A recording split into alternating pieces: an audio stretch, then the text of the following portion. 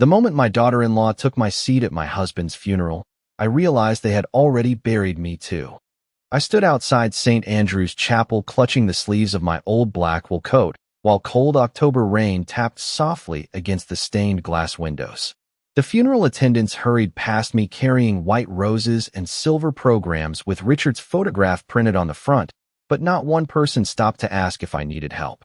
42 years of marriage had ended with a folded flag, a polished mahogany casket, and a silence so heavy it pressed against my chest harder than grief itself. I had taken an Uber to the funeral because Melissa had called the driver Richard and I used for years and told him his services would no longer be necessary. She said it gently enough that anyone listening might think she was being practical, but I understood exactly what it meant. They were already removing me from the life I helped build. I spotted my son Daniel near the chapel doors speaking quietly with two men from Richard's company. His tie was crooked, his eyes dry, his attention fixed entirely on business. When he finally noticed me standing there in the drizzle, he gave me a distracted nod instead of a hug. "Mom, you made it," he said like I had shown up to a dentist appointment instead of my husband's funeral. Before I could answer, Melissa appeared beside him in a fitted black designer dress that probably cost more than my first car. Her diamonds caught the gray morning light as she scanned me from head to toe. I watched her eyes pause briefly on my shoes, the sensible black heels I'd owned for nearly a decade. "Evelyn," she said with a thin smile, "the family seating is already full, but they saved a lovely seat for you a few rows back." Family seating. I almost laughed. Richard and I had built this family from nothing while Melissa had been around for barely 8 years, yet somehow I was the outsider now. I walked into the chapel slowly, hearing whispers float through the crowded room. Women in expensive black coats leaned toward one another while pretending not to stare at me. Men from Richard's country club shook Daniel's hand and spoke in low voices about the future of the company. Nobody spoke about Richard himself. Nobody spoke about the man who worked 18-hour days so his family would never struggle the way he did growing up in rural Ohio. At the front row, Melissa adjusted the white orchid arrangement beside her seat and crossed one elegant leg over the other like she was hosting a charity gala instead of attending a funeral. Then I heard her voice again, soft enough to sound polite, quiet enough that she thought I wouldn't catch it. "After today," she whispered to one of her friends, "she probably won't have much left anyway." The woman beside her gave a sympathetic little nod. Sympathetic. Toward me. As if I were some helpless widow they'd need to collect donations for. I lowered myself into the back pew without saying a word. Because sometimes silence tells you far more about people than anger ever could.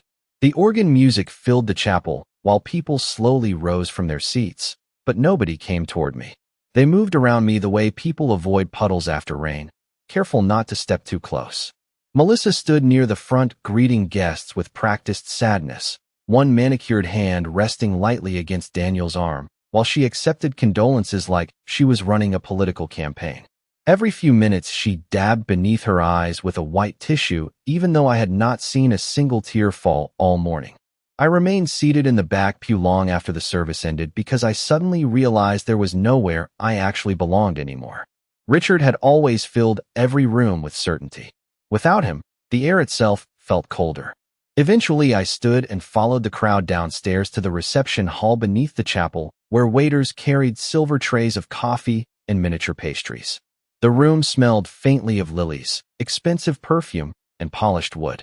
Along one wall, someone had arranged photographs of Richard through the years. Richard holding Daniel as a baby in our first apartment in Cleveland. Richard teaching Daniel to fish during summers on Lake Michigan. Richard standing beside me at our 40th anniversary party with his arm around my waist and that tired smile he always wore after working too much. I stared at those pictures while people walked past them discussing stock prices and vacation homes. "The Aspen property alone has to be worth $7 million now," I heard one man whisper. Another replied, "Daniel will never have to work another day in his life."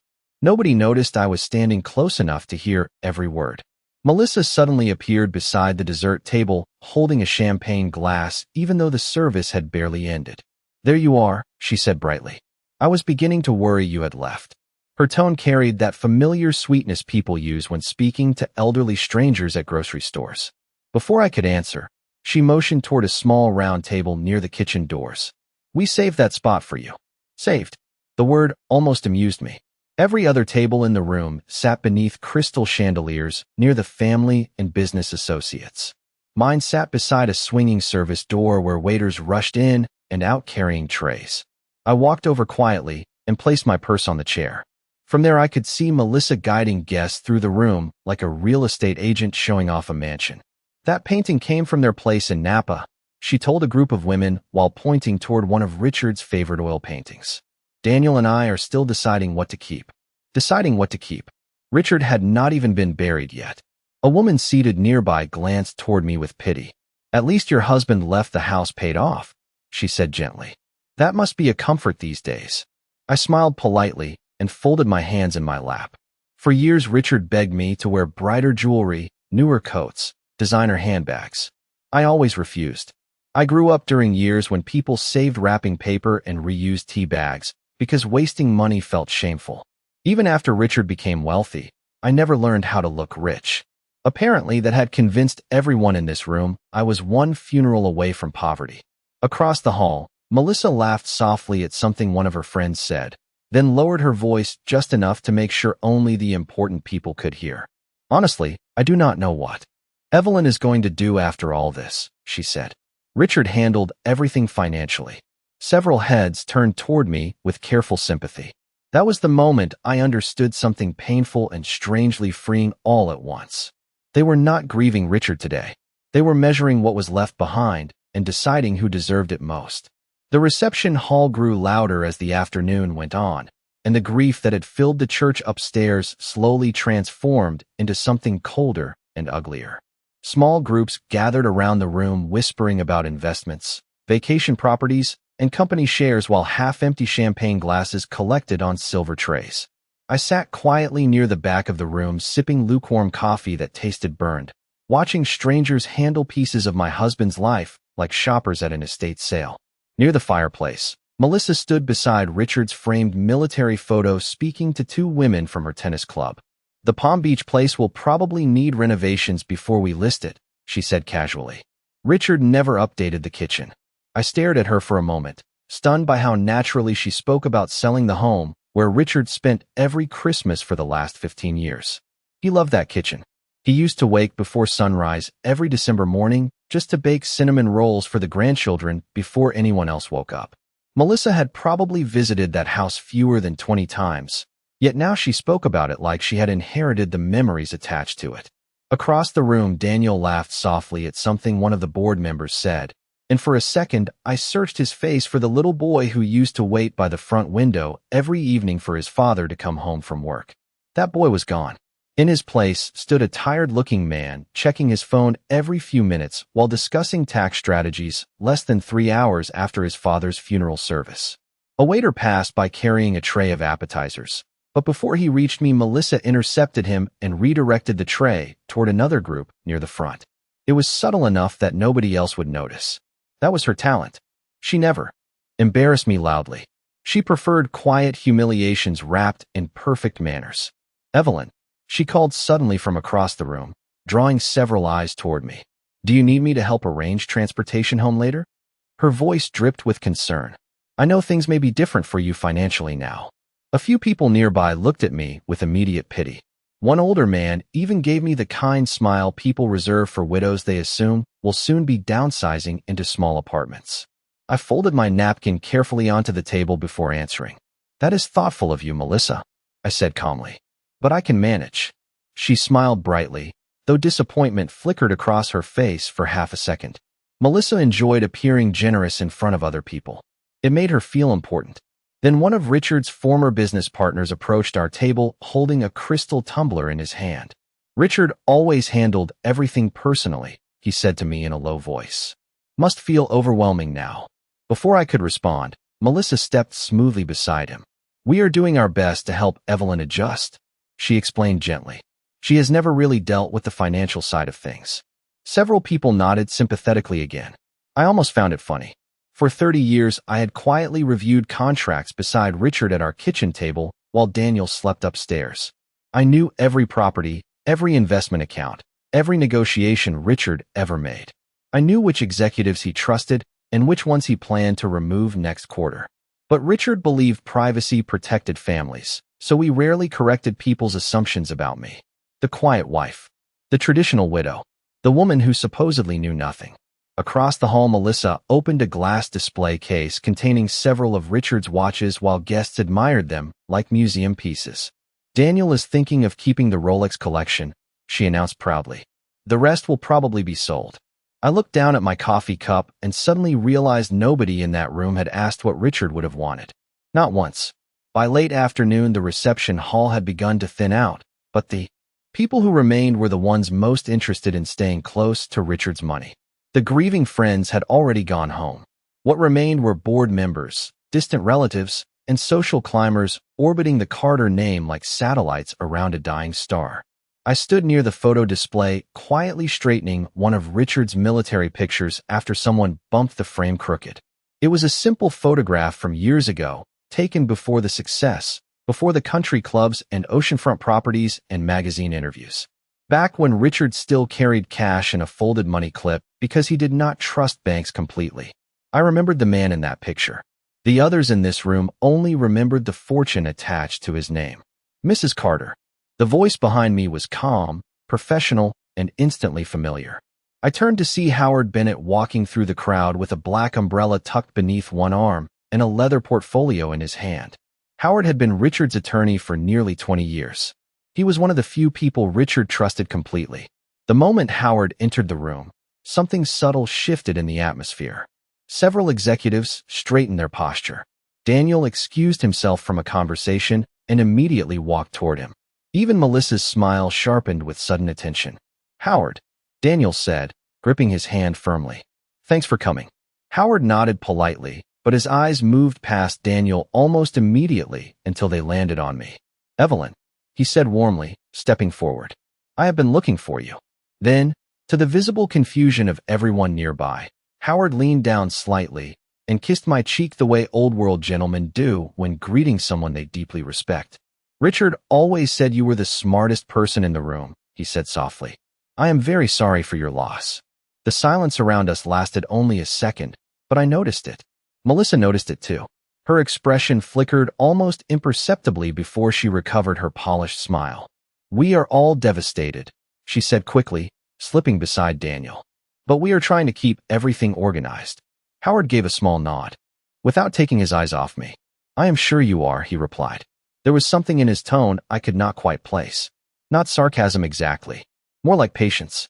The kind adults use around children pretending to understand serious matters. Howard asked if we could speak privately for a moment, but before I could answer, Melissa interrupted smoothly. "Actually, Howard, Daniel and I were hoping to discuss the timeline for transferring the properties and company assets. There are already some decisions that need to be made." Howard finally turned toward her fully. "Nothing will be transferred today," he said calmly. Richard was very clear about the order of events. Melissa's smile tightened. "Of course," she said lightly. "We just want to make sure Evelyn is taken care of." Howard looked back at me again. "I believe Evelyn is quite capable of taking care of herself." For the first time all day, I saw uncertainty enter Melissa's eyes. Small, but unmistakable. At that exact moment, my phone vibrated inside my purse. I almost ignored it until I noticed the caller identification. Sterling Private Wealth Management. My stomach tightened slightly. Richard rarely used that account personally, which meant if they were calling today, something significant had happened. I stepped away from the crowd and answered quietly.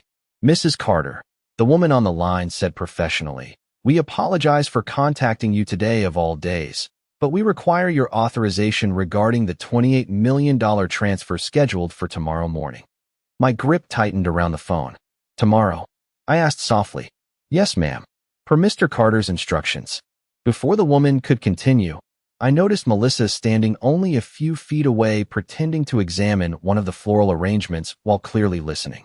Her face had gone completely still. Melissa watched me carefully for the rest of the afternoon after overhearing part of that phone call. She tried to hide it behind polite smiles and graceful movements. But once you know someone is nervous, you begin noticing every tiny crack in their performance. She kept glancing toward my purse as though the answers to her future were hidden inside it. I returned to my seat quietly and placed my phone face down on the table without explaining anything. Howard stood nearby speaking with two executives from Richard's company, but every so often his eyes shifted toward me, calm and steady, like a man waiting for the right moment to unfold naturally. Across the room, Daniel had opened another conversation about company operations. "We should move quickly before the board gets anxious," he told a group gathered around him. "The transition needs to look seamless." Seamless. That was the word he chose less than 6 hours after burying his father. One executive asked whether Richard had left written instructions regarding leadership changes. Daniel loosened his tie slightly and shrugged. "My father trusted me," he replied confidently. "I have been around the business my whole life." I lowered my eyes to my coffee cup so nobody would see the sadness in them. Richard had spent years quietly worrying about Daniel's impatience. He used to sit beside me late at night at our kitchen island reviewing reports while saying the same thing over and over. "Daniel wants the rewards before he understands the responsibility." I defended our son every single time. Mothers do that. We search for the good long after everyone else stops looking. Near the display of family photographs, Melissa had gathered several women around one of Richard's old Rolex watches. "Daniel may keep this one," she said while lifting the silver watch carefully from its velvet stand. "But honestly, we are probably going to simplify things after all this." Simplify things. The phrase sounded so clean and harmless compared to what it really meant. Selling pieces of a man before the grief had even settled. One woman asked quietly whether they planned to keep the main estate in Greenwich. Melissa laughed softly. "That house is much too large for Evelyn alone," she said. "And upkeep costs are outrageous." Then she lowered her voice just enough to sound compassionate. "We are already exploring some lovely senior communities nearby. Somewhere easier for her." Easier for her. As if I were too fragile to climb my own staircase. A few people nodded, approvingly at Melissa like she deserved praise for managing an elderly widow. I remained silent while anger slowly hardened into clarity inside my chest. Then I noticed Daniel approaching Howard near the windows overlooking the church garden. Their conversation began calmly enough, but Daniel's voice gradually sharpened. "I need to understand what accounts are being frozen," he said quietly. "There are payroll issues, pending acquisitions, several things tied directly to family access." Howard remained perfectly composed. "Everything will proceed according to Richard's instructions." Daniel crossed his arms. "With respect, Howard, I am his son." Howard looked at him steadily for a long moment before answering. "Yes," he said softly. "You are." Something about that response unsettled Daniel immediately. I could see it in the tension gathering around his mouth. At that exact moment, Melissa appeared beside him carrying 2 champagne glasses. "There you are," she said brightly, though her eyes were fixed entirely on Howard. "Daniel has been trying to organize the next steps all afternoon." Howard accepted neither glass. "The next steps," he said calmly, "will become very clear soon enough." Melissa's smile faded almost invisibly. Then her gaze drifted toward me again, lingering this time with something new beneath the politeness. Not pity anymore. Calculation. The sun had already disappeared behind the church by the time the last guests began leaving the reception hall. Workers quietly folded chairs near the back wall while staff cleared away untouched desserts and half-empty wine glasses. The room looked exhausted, like it had spent the entire day pretending to care. I stood near the coat rack slipping my hands into my old wool gloves when I realized Daniel and Melissa were nowhere in sight. Howard had stepped outside to take a call, and for the first time all afternoon the noise around me softened enough that I could finally breathe. I decided to find the restroom before leaving. The hallway downstairs was dim and nearly empty except for the faint hum of fluorescent lights overhead. As I turned the corner near one of the private meeting rooms, I heard Melissa's voice through the partially closed door. "We need to move quickly before she starts asking questions," she whispered sharply. I stopped walking immediately. "She has never handled any of this before," Daniel replied. "If we frame it as helping her, she will probably agree." My hand tightened around the strap of my purse. "The house needs to go first," Melissa continued. "Property taxes alone are ridiculous, and honestly, that place is wasted on one old woman." "Old woman. Not your mother. Not Evelyn. Just old woman." Daniel sighed heavily. "I know, but we cannot push too hard right after the funeral." "Daniel, listen to me," Melissa said, her voice lower now. "If Howard starts filling her head with numbers and legal details, this gets messy. We need her settled somewhere smaller before that happens." There was a brief silence before Daniel spoke again. The assisted living place in Stanford looked nice enough. Nice enough. I leaned slightly against the wall because suddenly my knees felt weak. And if she complains? Melissa asked. Daniel let out a tired breath. Then I will remind her she cannot maintain that estate alone forever. I closed my eyes for a moment. Just one moment.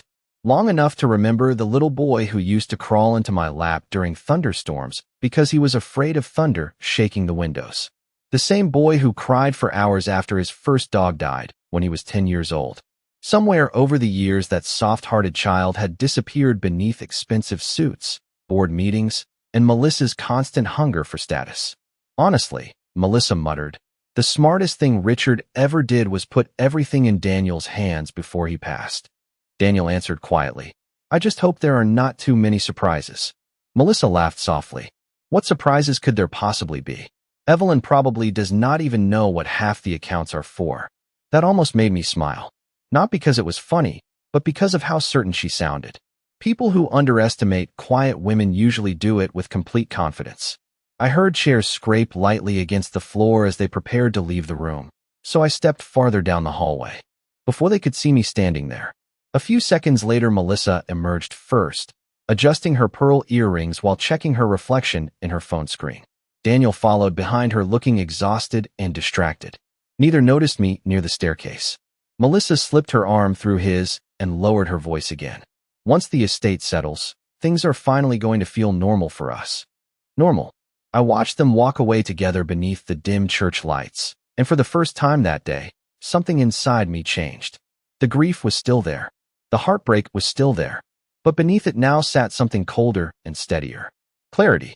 They were already planning my removal from the life I built while Richard's flowers were still fresh beside his grave. 3 days after the funeral, rain covered the streets of Greenwich in a thin gray mist as Daniel drove Melissa and me toward Howard Bennett's office in Lower Manhattan. The entire ride passed in near silence, except for Melissa occasionally checking messages on her phone and pretending not to study my reflection in the passenger window. I sat in the back seat with my hands folded neatly over my purse, watching familiar buildings disappear behind us mile by mile. Richard used to love driving into the city early on Sunday mornings before traffic started. He would buy coffee from the same small cafe near Central Park and spend half the drive talking about future plans. Richard always planned ahead, even near the end, especially near the end. Howard's office occupied the top floor of a quiet stone building overlooking the Hudson River. The receptionist greeted Daniel and Melissa politely, but the moment she saw me, her expression changed completely. Mrs. Carter, she said warmly, standing immediately. Mr. Bennett is expecting you. Expecting you. Not all of us. You. Melissa noticed it too. Her smile tightened slightly as we followed the receptionist through a long hallway lined with framed photographs and legal awards. Howard stood waiting near the conference room doors in a dark navy suit. Evelyn, he said gently, taking both my hands for a brief moment. I wish this meeting were under better circumstances. Daniel walked in behind me, already loosening his tie. Let us get started, he said impatiently. We have several operational issues pending. Howard glanced toward him calmly before motioning for everyone to sit. Thick folders rested neatly on the polished walnut table along with sealed envelopes bearing Richard's signature. The room smelled faintly of coffee, leather, and old paper. Melissa crossed her legs elegantly beside Daniel, while placing a legal pad in front of her like she was preparing for a corporate negotiation instead of a will reading. Howard opened the first folder carefully. Richard Carter updated his estate documents 11 months ago, he began. All instructions contained here were reviewed personally and repeatedly. Daniel nodded confidently. Melissa reached for his hand beneath the table. Then Howard continued. The primary residential estate in Greenwich, the Palm Beach property, the Aspen residence, and all associated trusts remain under the controlling authority of Evelyn Carter. Silence fell over the room instantly. Melissa blinked once. Excuse me, she asked before she could stop herself. Howard remained calm. In addition, Mrs. Carter retains full voting control of Carter Holdings through Richard's Class A shares. Daniel leaned forward sharply. That does not make sense, he said. Dad discussed transition planning with me. He did, Howard replied evenly. And this was his final decision. Melissa's carefully composed expression began cracking around the edges. "There must be some misunderstanding," she said quickly. "Daniel is his only son." Howard opened another folder. Richard was very precise. Then he turned toward me directly. "Evelyn, there is also a separate private account transfer scheduled for release tomorrow morning per your authorization." Daniel looked confused. "What account?" Howard removed a final document from the folder and placed it gently in front of me. "The Sterling Private Wealth account established jointly under Richard and Evelyn Carter approximately 14 years ago." Melissa stared at the paperwork as though the words themselves had betrayed her. Howard adjusted his glasses slightly before continuing. "Current balance after transfer valuation stands at $28,400,000. Nobody moved. Nobody even breathed for a second. Daniel's face lost all color, while Melissa slowly lowered her pen onto the table with trembling fingers. I looked down at the document quietly, not because the number shocked me, but because I suddenly remembered Richard sitting beside me years earlier saying, "If anything ever happens to me, I need to know you will never depend on anyone." Across the table, Melissa finally found her voice again. "28 million, she whispered faintly. Howard nodded once. "Fully controlled by Evelyn Carter." And for the first time since Richard died, nobody in the room looked at me with pity.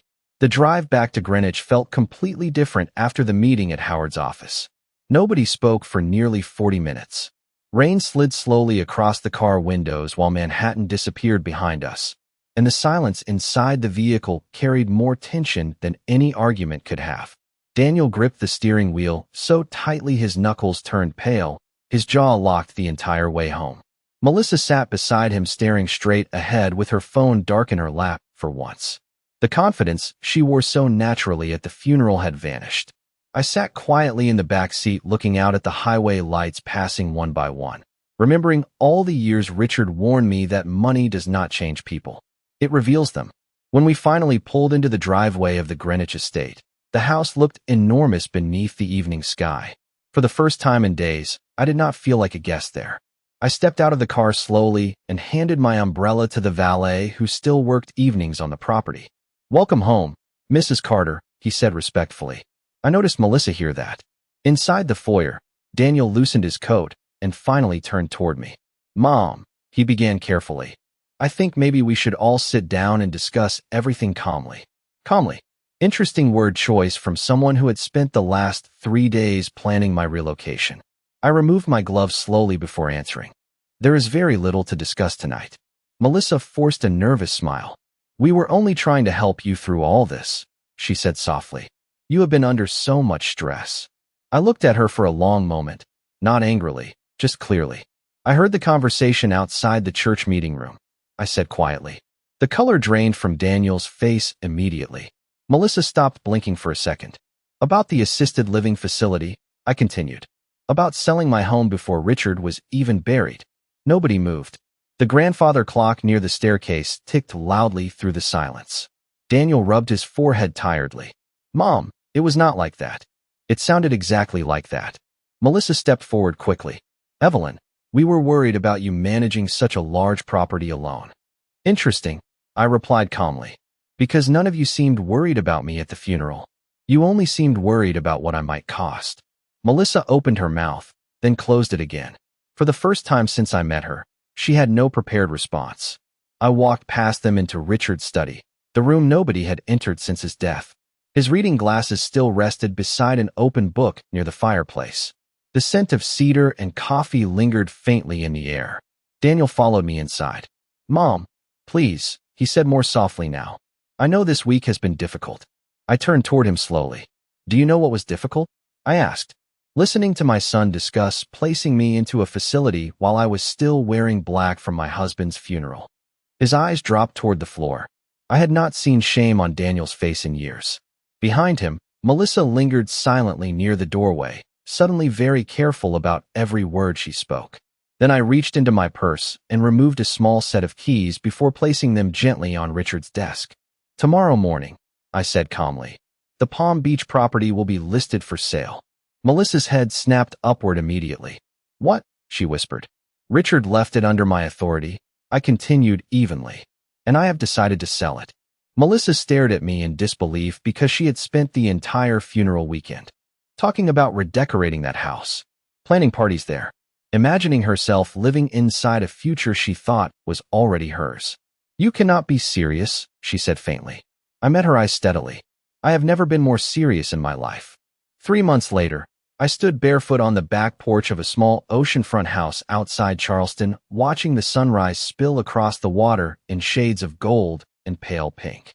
The air smelled like salt and jasmine instead of polished marble and old resentment. Every morning the waves rolled toward shore with the same calm rhythm, and for the first time in years I no longer woke up bracing myself for someone else's expectations.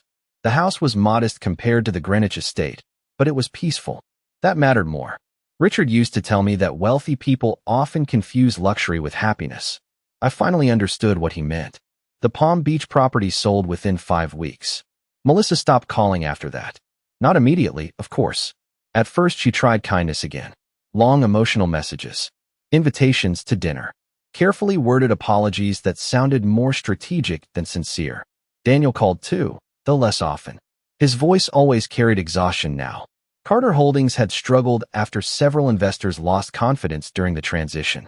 Richard built that company through relationships, discipline, and patience.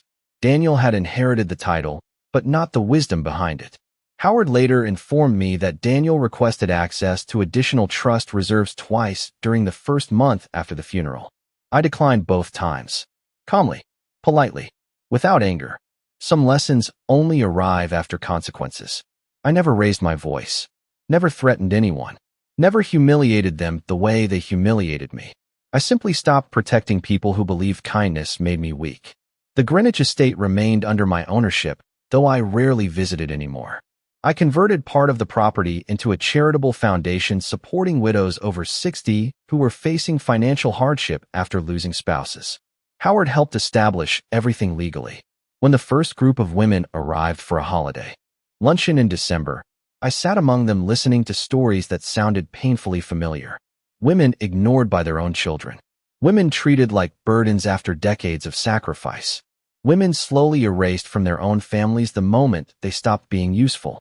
One woman squeezed my hand tightly before leaving and whispered, "Thank you for making us feel visible again." I cried after everyone left that afternoon. Not because I was sad, but because I finally understood how many women spend their final years apologizing for existing. Daniel visited Charleston once near the beginning of spring. He looked older than I remembered, tired around the eyes, smaller somehow. We sat on the porch drinking coffee while seabirds drifted above the shoreline. For a long time, neither of us spoke. Then finally he looked down at his hands and said quietly, "I became someone Dad would not recognize." I studied my son carefully in the morning light and realized something important.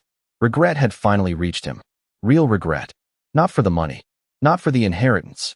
For the way he treated me when he thought I had nothing left to offer. "Your father loved you very much," I said softly. Daniel nodded once and wiped his eyes quickly before standing to leave. At the front door he hesitated. "I am sorry, Mom." I believed he meant it. But forgiveness and trust are not the same thing. After he drove away, I walked back toward the ocean alone. The wind tugged gently at my sweater while waves curled against the shore beneath the afternoon sun. Somewhere far behind me existed the world of country clubs, inheritance meetings, whispered judgments, and polished cruelty. But here, none of that followed me anymore. For years they mistook my silence for helplessness, my grace for weakness, and my simplicity for ignorance. In the end, their greatest mistake was believing that the quiet woman in the back row had no power at all.